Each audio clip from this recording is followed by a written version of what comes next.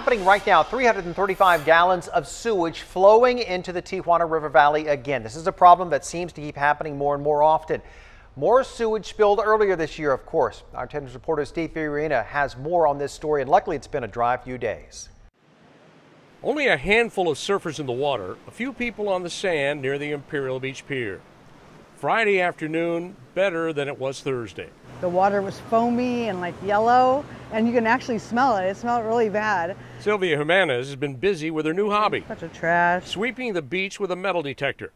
But she's already seen some memorable moments because of the seemingly never-ending pollution problem caused by sewage spills on the Tijuana side of the border. Some surfers came out of the water, a husband and wife, and they had a 5-gallon jug of water, and all of a sudden they start washing soap and washing themselves off so they know how bad this water is. No warning signs up, despite a tweet from Imperial Beach Mayor Serge Dedina decrying 335,000 gallons of sewage discharged into TJ River last night from Mexico. It never ends. This is why we need a backup system in the U.S. End of quote.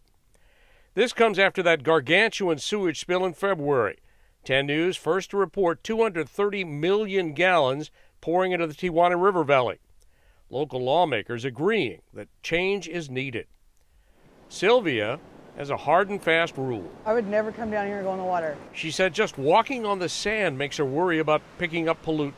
I just got home yesterday, and the cat just started like rubbing all over my feet like it would like to scent, trying to catch the scent of what was on it. Never done anything like that before.